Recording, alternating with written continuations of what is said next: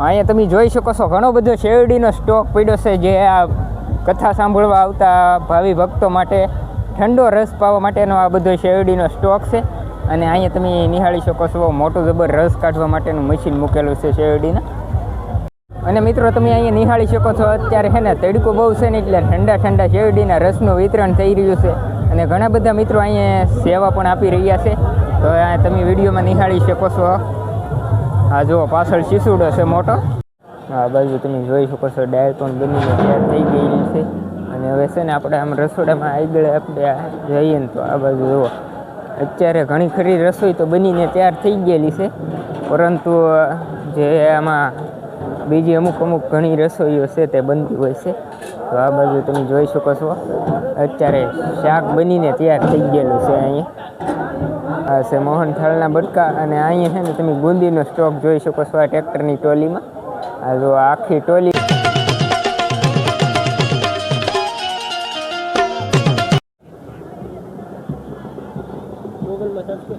અહીંયા તમે જોઈ શકો છો ઘણો બધો શેરડીનો સ્ટોક પડ્યો છે, જે આ કથા સાંભળવા આવતા ભાવિ ભક્તો માટે ઠંડો રસ પાવા માટેનો આ બધો શેરડીનો સ્ટોક છે. અને અહીંયા તમે નિહાળી શકો છો મોટું જબર રસ કાઢવા માટેનું મશીન મૂકેલું છે શેરડીના.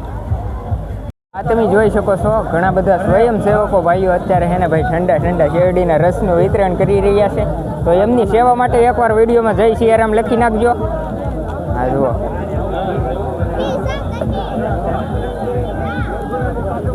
આ તમે જોઈ શકો છો ઘણા બધા સ્વયંસેવકો ભાઈઓ અત્યારે છે ને ભાઈ ઠંડા ઠંડા શેરડીના રસનું વિતરણ કરી રહ્યા છે. તો એમની સેવા માટે એકવાર વિડીયોમાં જય સિયારામ લખી નાખજો. હા જુઓ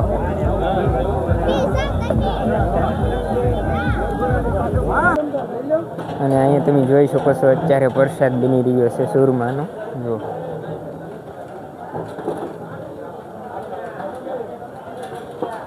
અને આ બાજુ પણ તમે જોઈ શકો છો મોહનથાળના બટકા છે ભાઈ.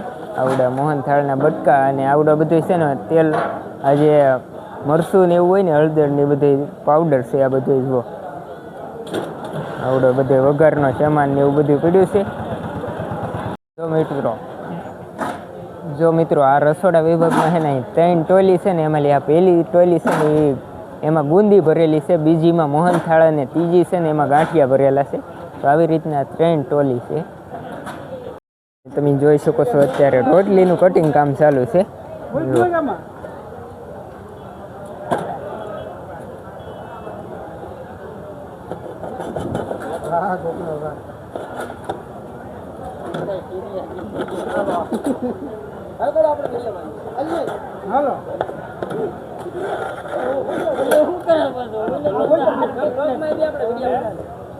તો જોઈ શકો છો આવી રીતના અહીંયા ભાઈ રોટલીનું કટિંગ ચાલુ છે.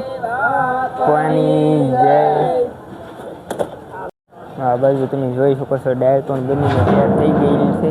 અને હવે છે ને આપણે આમ રસોડામાં આગળ આપણે જઈએ ને તો આ બાજુ જુઓ અત્યારે ઘણી ખરી રસોઈ તો બનીને તૈયાર થઈ ગયેલી છે, પરંતુ જે આમાં બીજી અમુક ઘણી રસોઈઓ છે તે બનતી હોય છે. તો આ બાજુ તમે જોઈ શકો છો અત્યારે શાક બનીને તૈયાર થઈ ગયેલું છે. અહીંયા કેમ કે ક્યારનું રસોડું ચાલુ થઈ ગયેલું હતું ને આ બાજુ જુઓ મગનું શાક અત્યારે બનીને તૈયાર થઈ ગયું છે. જો અહીંયા ખાલી કરી રહ્યા છે. અને આ બાજુ છે ને ભાઈ જો આ બાજુ ભાઈ જે બનાવતા હોય એ પણ બનીને તૈયાર થઈ ગયેલા છે. આ બાજુ તમે જોઈ શકો છો. અને આવડો છે ને ભાઈ કોઠાર રૂમ છે, જે આપણે રસોડાનો જે સામાન હોય ને મૂકવા માટેનો. આ જુઓ આવી રીતનું આ રસોડા વિભાગ છે. અને આ છે ભાઈ ગાંઠિયા ટ્રેક્ટરમાં ગાંઠિયા ભરેલા છે પ્રસાદી માટે. અને આ બાજુ છે ને તો આ જુઓ તમે આખું ટ્રેક્ટર છે ને મોહનથાળના બટકાનું ભરેલું છે. જુઓ આ છે મોહનથાળના બટકા. અને અહીંયા છે ને તમે બુંદીનો સ્ટોક જોઈ શકો છો આ ટ્રેક્ટરની ટોલીમાં. આ જો આખી ટોલી છે ને ટ્રેક્ટરની, આ જો આખી ટોલી છે ને ટ્રેક્ટરની, એમાં બુંદી ભરેલી છે. અને આ બાજુ તમે રોટલીનો લોટનો સ્ટોક જોઈ શકો છો. આ જુઓ આ છે રોટલીનો લોટ. ઘણો બધો સ્ટોક કરેલો છે રોટલીના લોટનો પણ. અને જે હમણાં જ ત્યાં રોટલી બનાવતા હોય એ જે રોટલી બની રહી છે એટલે કામ પૂરું થઈ ગયું છે. આ જુઓ તમે જોઈ શકો છો દાળ બની ગયેલી છે, પણ જે ઓલકા પ્રસાદ વિભાગમાં લઈ જવા માટે છે ને ભાઈ ટ્રેક્ટરમાં જુઓ ડોલે ને ડોલે ભરી અને નાખે છે. જુઓ મોટા ટપમાં દાળ જુઓ આ ટ્રેક્ટર દ્વારા છે ને જે પ્રસાદ વિભાગમાં લઈ જવામાં આવે છે.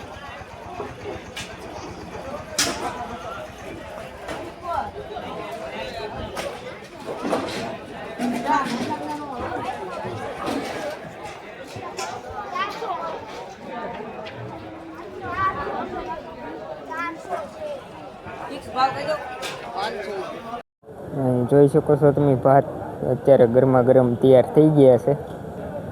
રસોડા વિભાગમાં છે ને આ તમે જુઓ બટેટાનો ઘણો બધો સ્ટોક આવી ગયો છે. એક ખટેરા જેટલો અહીંયા બટેટાની ગોણું પડ્યું છે, અને આ બાજુ છે ને ભાઈ મરચાં અને ટમેટા અને કોબી એવું બધું ઘણું બધું બકાલું પડ્યું છે, રીંગણા ને એવું. હા જુઓ રસોડા વિભાગમાં જે રસોઈ બનાવવા માટે બળતણનો ઉપયોગ થાય છે તેનો અહીં તમે ઘણો બધો સ્ટોક લાકડાનો જોઈ શકો છો. હા જુઓ આ બધો છે ને એ અહીં ચૂલામાં રસોઈ બનાવવા માટે યુઝ કરે છે.